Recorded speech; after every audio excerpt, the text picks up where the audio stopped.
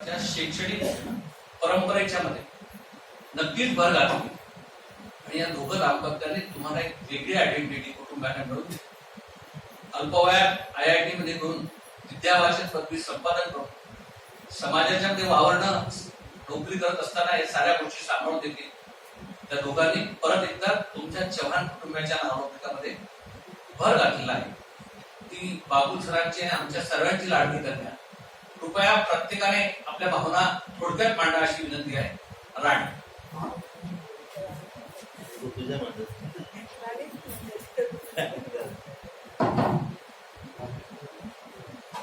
आदरणीय व्यासपीठ आणि मी स्वतः नूतन मराठीची विद्यार्थिनी असल्यामुळे इथे जमलेले सर्व काका लोक हे माझे गुरुजनच आहेत. त्यामुळे माझे गुरुजन, इथे जमलेले सर्व आप्तेष्ट, स्नेहजन आणि माझे नाते, सर्वप्रथम मी तुम्हा सर्वांचे स्वागत.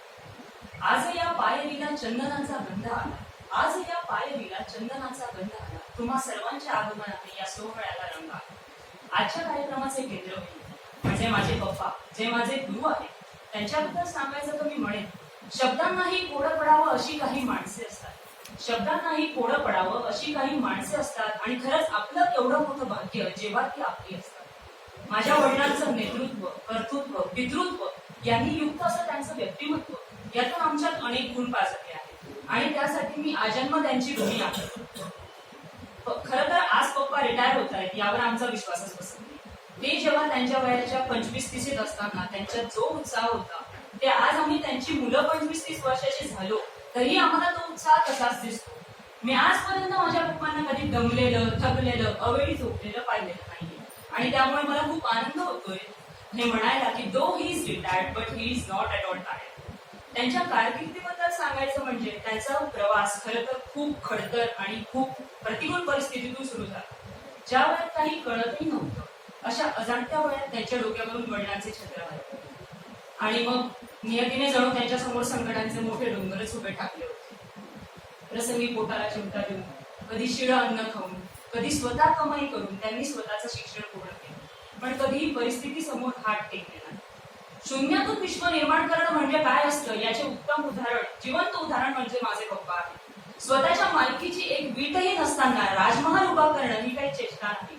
आणि म्हणूनच म्हणते, असे जगावे दुनियेमध्ये आव्हानांचे लावणे अत्तर, नजर रोखुनी नजरेमध्ये आयुष्याला द्यावे उत्तर.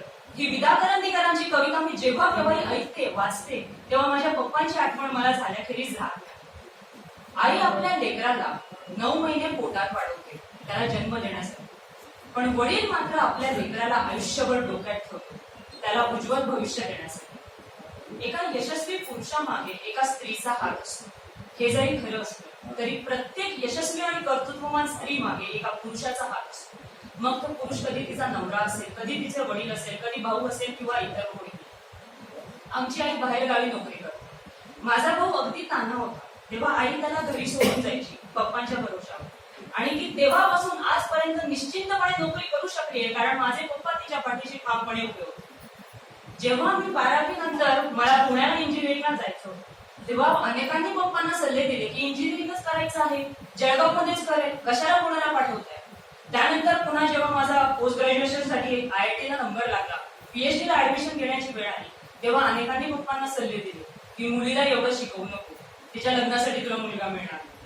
मुली जास्त शिकल्या तर त्या डोक्यावर बसतात, ती तुझ्या हाताबाहेरच आहे, असे एक ना अनेक सल्ले पप्पांना दिले.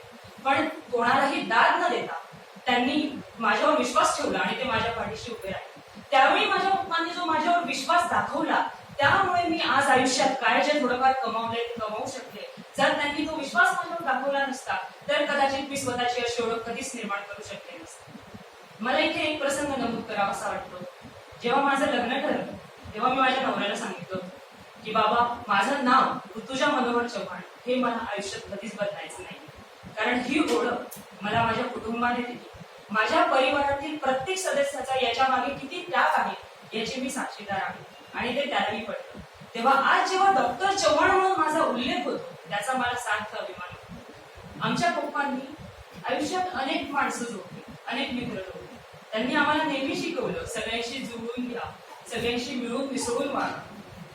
खरं तर बऱ्याचदा लोकांना जेव्हा मी सांगतो की आमचा एवढे प्रोफेसर आहे तेव्हा सहजच आम्हाला लोक म्हणतात की तुमच्या घरात 2-2 शिक्षक आहे म्हटल्यावर तुमचा अभ्यास तुमचे आई वडीलच घेत असतील. तर आज या कार्यक्रमाच्या निमित्ताने मला सगळ्यांना सांगावं असं वाटतं की आजपर्यंत आमच्या आई बाबांनी कधीही आमचा अभ्यास घेतलेला नाही.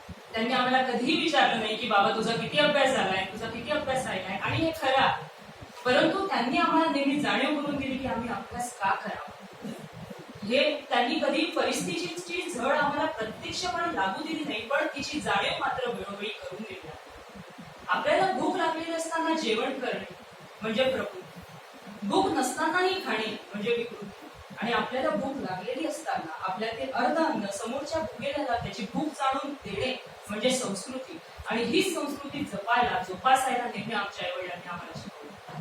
आमच्या वडिलांनी आम्हाला नेहमी अन्यायाविरुद्ध उभं राहायला शिकवलं, स्वाभिमानाने जगायला शिकवले, तत्वांनी जगायला शिकवले. सत्यास साक्षी मानुनी वागेल जो बोलेल जो, सत्यास साक्षी मानुनी वागेल जो बोलेल जो, तो बोचतो मित्रासही त्याला तयारी पाहिजे. पाण्यामध्ये पडलास ना मग पाणी ते कसेही असो, पाण्यामध्ये पडलास ना मग पाणी ते कसेही असो, आता तळे ना पोहणे त्याला तयारी पाहिजे. आणि हे असे माझ्या पप्पांचे विचार आहे आणि त्याचा मला खूप अभिमान आहे. या व्यतिरिक्त सांगायचं म्हणजे ते उत्तम स्वयंपाक करतात, त्यांना नवनवीन डिशेस बनवून खाऊ घालायला खूप आवडतं.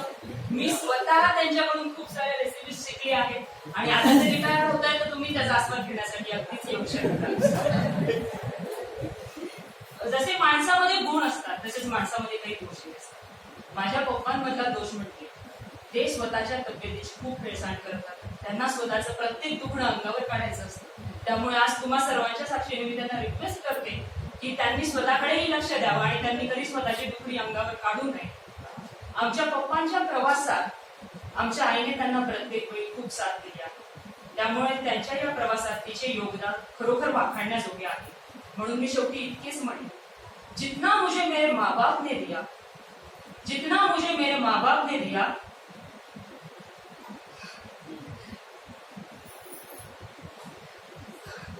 सॉरी,